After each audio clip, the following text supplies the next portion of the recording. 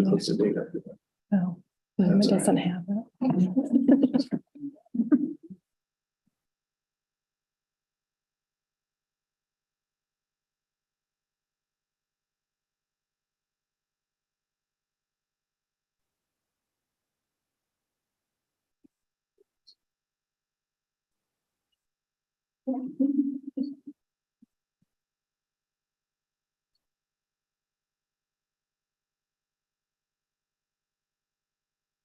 What's up? We think so. Okay. Your report, Nathan. Thank you. Well, if that isn't a testament to why it's good to have good staff, to make everybody else look good, right? Mhm. Gets us up and running, we're good to go. Administrators report. iParametrics, I think we're gonna get feedback through that. I'm wondering if she, it's playing back and delay. You could just mute that TV too. iParametrics, Need my glasses, Nate. I just don't see you, but here we go. There we go. Just be we're a little delayed on there, but It is showing that we're on live. though. it is perfect. Okay. So iParametrics, worked with Christy and I. They're a consulting company with our ARPA funding to make sure we're in compliance. So we've got our yearly report submitted. Everything has been certified. Everything's handled for the year for ARPA projects, reporting, making sure we're in compliance with that. I attended the township clerk meeting at Liberty Lanes last week, updated them on some of our ARPA projects and some of the happenings around the county. It was brief, but it was a good meeting, a good opportunity to interact with some township officials. So had a Michigan Association of Counties Administrator meeting last week. Some things that have popped up, some things that weren't maybe so positive that counties were hoping for. We were hoping for what was going to be a 17% number for state revenue sharing, for that number to grow to 17%. It looks like that number is not maybe going to grow to 17% now. There's some budget modifications that they're working through the state level. Obviously, some of those numbers that went out were based on the governor's proposals. So some things are going to be reviewed, and they're hoping to have, the state's hoping to have their budget complete by June of 2024. So hopefully we'll have a little more clarity into things, and that'll help us as we move forward with our budgeting process, because our financial director, Christy, and myself, were just talking, we're not that far off from actually beginning our budgeting process again for the year. So another thing that came up, the Prosecutors Association has approached legislature for some additional funding. Specifically, they're looking to address staff salaries. And that has actually been revved up a little bit, if you will, through this MIDC push that we'll discuss in finance for the public defender's offices or indigent defense directors to have certain salary standards. The problem is the state is funding that, the counties fund the prosecutor's offices. So it's two different pots of money, and obviously the state has a bigger pot of money to work with. So last thing, I'd like to hit on the storm trap installation project is going to start early part of next week. I think the holes are supposed to be dug Monday over at the jail. They're looking at setting those in the ground Tuesday. So that north side parking drive, if you will, on the side of the jail will be closed starting Monday. And then they're hoping to have things wrapped up middle of the end of next week on that project. All right. So I have. Okay, any questions for Nathan? Hearing none. Nathan, thank you for your administrator's report. Yep. At this time, I'll entertain public comments pertaining to the agenda today. Are there any public comments pertaining to today's agenda? Seeing none. At this time, I'll welcome Carl Ossentowski, the Economic Development Executive Director. Carl, how are you today? Good. Just avoiding the snowdrifts on the way down. I just thought I would give a quick update to the board about a couple projects that we're working on that I think could have a fairly significant impact for the county. The first is we're working through the light elimination program. We may have talked about that before. These are state dollars that are coming in. The initial grant round is over. That was for an initial $200,000, which if the county has a land bank, which you do, you're eligible automatically for the full 200,000. It's a non-competitive kind of grant application. As far as I know, there's been no projects submitted for Sanilac County. We're into round 2 this time. Round 2 kind of continues that along. There is $200,000 available to Sanilac County for light elimination, whatever that looks like. And the program is, it's not complicated, but it's not simple either. So there are state funds. We need access to the property. We need site control. The land bank would have to have site control of the property. It doesn't necessarily have to go through the land bank. It can go through a local municipality as well. Land banks are easier because they're set up to handle those kind of funds. One of the little twists in this is it's a cost reimbursement program. So if you tear something down $200,000, you've got to be able to front that money until the state reimburses you. They're willing to work with the local community or work with the local land bank. If there's a cash flow issue, they can kind of adjust what their programming is. The good part is that there will be a round 3 and a round 4 projected. Round 3 gets a little more interesting. It's $500,000 per land bank. Again, non-competitive. So there's opportunities for that as well. And they're looking at round 3, third quarter of 2023 is when the applications will go live. Give or take, funds obligated mid 2024 and then project completion in 2026. So there's lots of time in there to do that. But if there's opportunities out there, we're more than happy to help Nathan with the paperwork. It's actually fairly minimal. It gets complicated at the back end of it when you're tearing things down. But a great opportunity for the county to get rid of some blighted buildings if there's any out there. Any questions? So these buildings have to be in, or the properties have to be in the land bank, correct? Not necessarily. We're actually working on, Huron County Land Bank did a project to demo a building in Port Austin.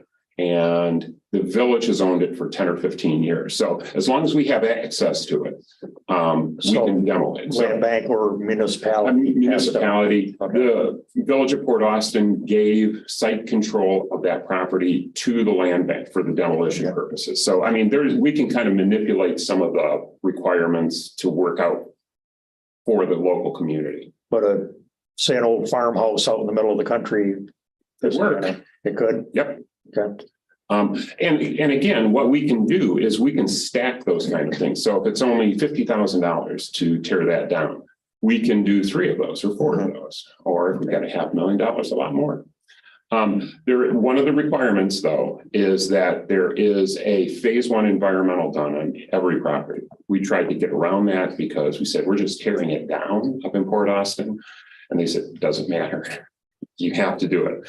They allow you to build it into the budget. So there's a couple different ways to manipulate that. We currently have some access to the EPA brownfield assessment grants. We can use that to begin the phase 1, or we can actually build it into the demolition project. So we can kind of work with whatever the community is interested in. Carl, while you're on that topic, so it sounds like if it's owned by a local municipality or it's in the land bank, that's pretty much a go. But there's a lot of blight issues of personally owned property. Yes. Is there any way to utilize that funding to assist in those situations? Yes. I don't think it was available in round 1. Round 2, we can acquire and demolish. So we could work with the local unit of government or the land bank to acquire that property and then demolish it. Okay. It wasn't available in phase 1. They wanted it typically in public domain, but there were some workarounds even with that.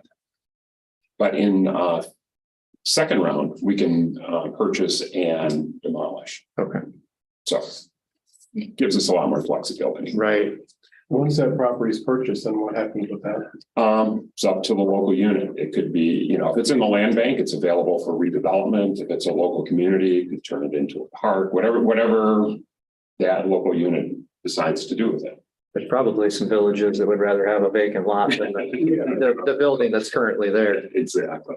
So, and again, I mean, you can reach out to Nathan. I'm more than happy to come down and meet with the county land bank or with a local unit, local village or city to kind of work through that process. We've had some discussions, not about demolition, but we've had discussions with Brown City about a piece of property down there. So we're more than happy to talk with them. Childcare. We were successful in attaining a $150,000 grant for regional childcare planning. You're going to ask what that looks like. We don't have a clue. Economic developers can come to find out usually don't get involved in childcare, but this is a state program. In order to receive the funding, an economic development organization had to either be the lead agency or a participant in the whole program. We chose to be the lead agency. So we have available $150,000 for Huron, Tuscola, and Sanilac counties. We're in the process of doing a request for proposal for consulting in that space because obviously we're not. And we have folks, again, another state requirement from specific areas. We had to have people from the childcare industry in the area. Parents had to be represented. Local businesses had to be represented. We've got foundation represented. So we tried to spread it around to all three counties so we weren't duplicating, but we had everything that the state required in that program. And so we're going to be looking at, I think, a variety of models, not just center-based daycare or childcare. We want to look at how can you provide childcare 24/7, because a lot of childcare agencies don't have available slots after 5 o'clock or before 6 o'clock. If you're working third shift, you're in trouble. If your child gets sick, what do you do then? Special needs children. So we're trying to cover all of those bases, and we're looking at various models. One model that we're kind of watching in the UP is they're focusing a lot of their attention on in-home childcare, licensed childcare in individuals' homes. Still state regulated, but it's a lower cost of entry instead of opening a center. Some zoning issues might have to be addressed. That's why we have Dave Faber, because he's our resident expert on zoning, is on the committee as well. So we've got some expertise that can help guide us through that process locally. But we're excited about it. It's a little stressful because we're not used to dealing with childcare on a regular basis. I'm better at tearing buildings down and taking care of kids. But that's okay. It's a learning process. And lastly, I just wanted to kind of put this on everybody's radar. We're currently in the very beginning stages of a regional housing effort sponsored by the state. The governor's office, probably 6-8 months ago, released a Michigan housing plan. And what the state has done is they've carved the state up into regional areas. Ours is Region 6, and this is the area that we normally work in, which is the Thumb area, St. Clair County over to Shiawassee County on the I-69 corridor. So 7 counties. What they're in the formation stage right now of putting together a organization or having a single organization do the coordination for that 7 county area and act as a fiduciary, which is not an easy process. Our concern was that the housing would all be oriented toward urban areas. I think I was the only person from the entire Thumb area at the first meeting down in Flint. So we wanted to make sure that we were represented. Rural looks very different than urban. A lot of the representatives actually worked placing folks in housing, not developing housing. So, and our focus is on developing housing, whether that's working with local housing developers, builders, whatever that might look like. So it's early in the process. The state is still working through who that person or that organization would be that would be coordinating those 7 counties. My guess is they may break it into a couple different areas, I-69 corridor and Thumb area, and kind of coordinate across those areas. It makes it easier logistically, and the issues are different out here. But that's all I have. If there's any questions, I'd be more than happy to try and get to them. I told Nathan I would be quick. That's as quick as I can get. Sorry. Appreciate you being here. Thank you. Thanks, Carl. Okay, that will conclude presentations. At this time, we'll have an interview with Ray Ann Kreiner. Is Ray Ann? She's not here, but Okay. she did send a letter. She went before Region 7 and they did approve her. Reason why we need to appoint somebody, the Sanic Transportation Advisory Board has to have a meeting so Richard Hall can finish his paperwork, and they're missing people for that committee. Okay, And she knows that her term ends 6/1/23. She is willing to reapply again. okay. All right, well, with the absence of her, we'll have no interview. That will move us down to appointments to standing committees. We have Ray Ann Kreiner here as one appointment to the Sanic Transportation Advisory Board. I'll entertain a motion to appoint this position expiring 6/1/23. So moved. Support. I have a motion from Commissioner Ballard, support from Commissioner Lee for the appointment. Is there discussion? Hearing none, all in favor, signal by saying aye. Aye. Opposed? Motion is carried. Ray Ann Kreiner is appointed. See no need for 13B or 14. There's nothing for general resolution, so we will move into committee reports, and we will start with Commissioner Moody. I have nothing new, just I have a bunch coming up, 911 next week, community corrections tomorrow, and DHHS next Monday. I'll have a bunch for next week. Sounds good. Sevens? Yep, I just got Board of Public Works after this today, and Medical Control Board next week. But yeah, nothing between this and last Tuesday. Okay. I had an ARPA meeting this morning. Some pretty big movement came out of ARPA today. We had discussed, and I'm sure I filled everybody in about the possibility of utilizing ARPA funds to pay off a bond at our medical care facility. The ARPA committee unanimously passed sending that recommendation to the finance committee. So we'll see it on the finance agenda in 2 weeks. And essentially what we're aiming to do is to pay off the loan for the MCF, which will save them the interest that they're going to reimburse the county with annual payments to pay us back the principal. And it's, as I stated before, regardless of what happens with medical care, the county has that debt. So we're absolving ourselves of some debt that we would have no matter what. So. Do you have a question, Roger? What makes you think I have a question? Well, you were kind of giving me that. I got a question mark. When will the payments begin? I know there was. Yeah. Oh, that's an excellent point, Roger. So I think the recommendation that came out today is that they're going to start making payments essentially on an annual basis. There's not going to be a delay. I think the intention is to find out what the total amount payoff is, divide that by the number of years and just make it, because if we go with the amortization schedule of the bond, that payment changed over time. And I don't see the need for that to change. Right. Frankly, it'd be easier for us as the county to budget if we know exactly what that payment will be on an annual basis. So, and we're going to do a bunch of legwork, and we'll have all that data will be provided at the finance meeting in 2 weeks for everybody to review. Tonight, we have a planning commission meeting, and then that will take me into a meeting Nathan and I had yesterday with Rowan from Beckett and Rader related to the guidebook. We were hoping to get the guidebook done as quickly as possible.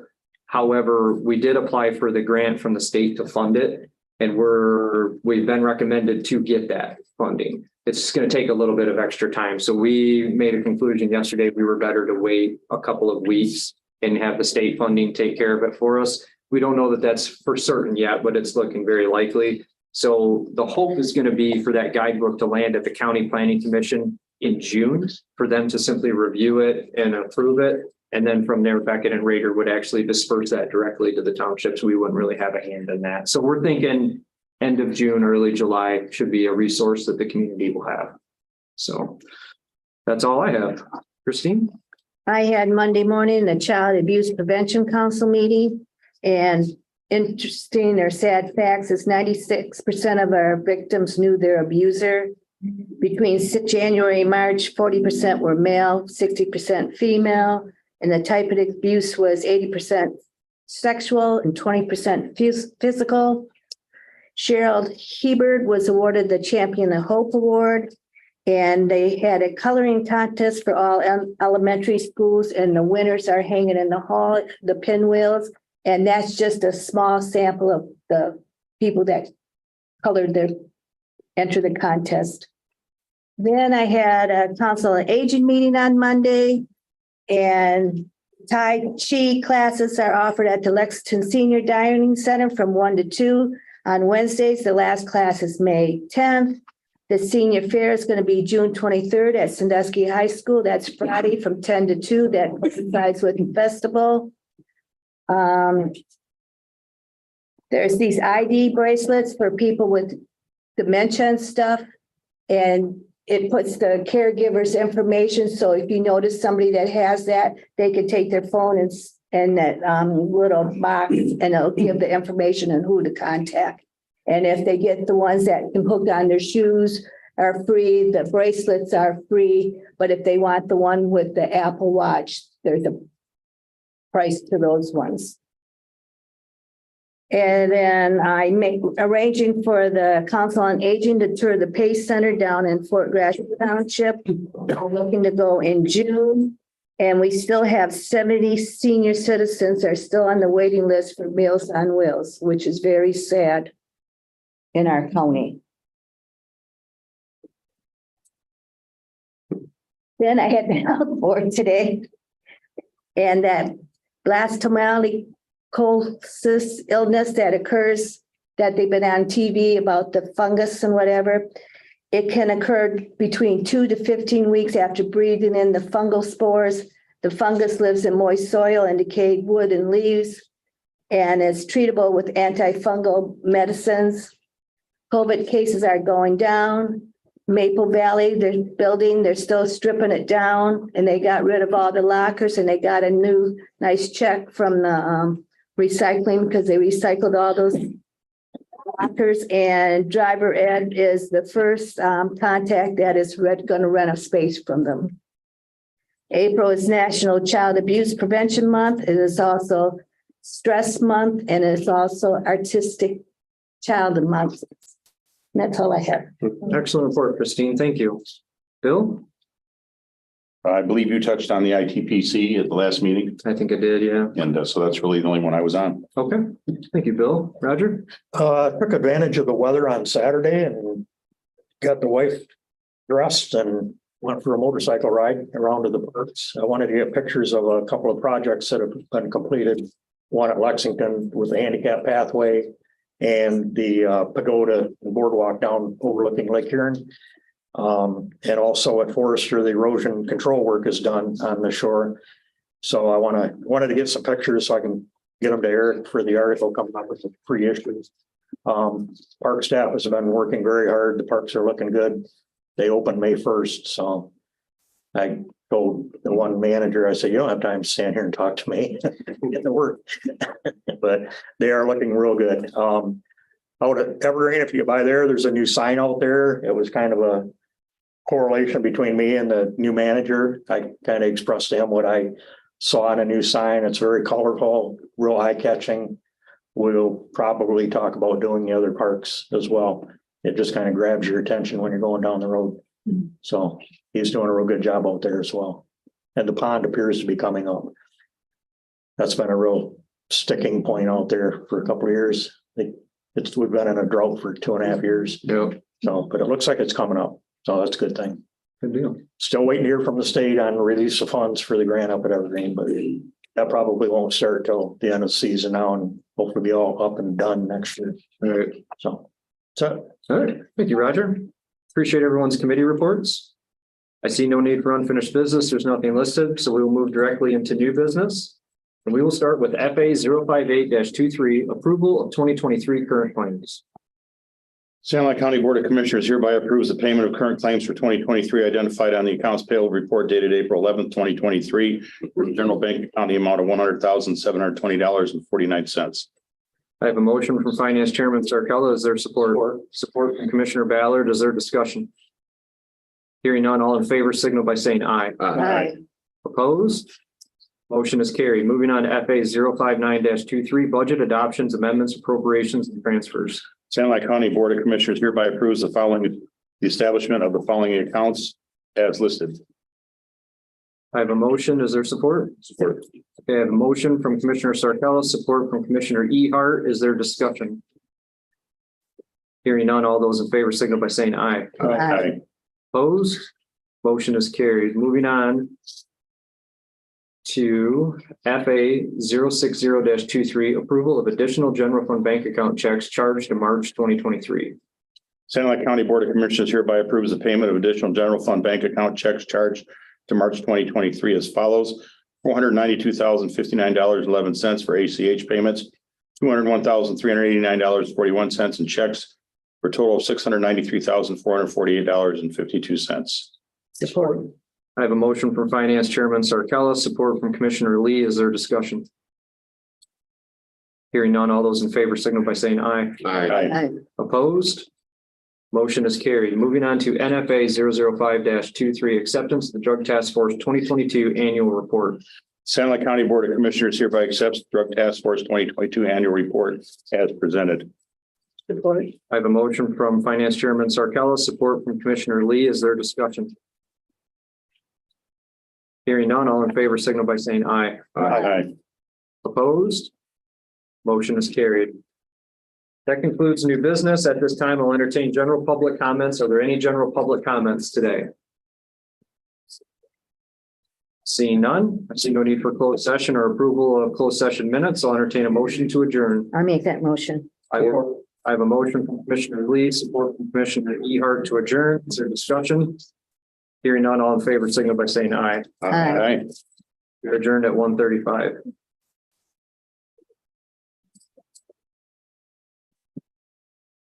We're gonna get you weird track meet that. Yeah.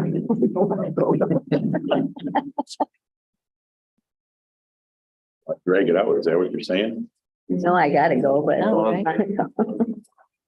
want to make sure it's safe. And if they didn't call by now, it's not. No. One o'clock. To get the cutoff time. Yeah. I looked out the window this morning. We live by the high school football field, practice, different Marlette. I spent the end of first hour here going in across the back into school and Oh, shorts and tennis shoes. yeah. What are they thinking? Yeah.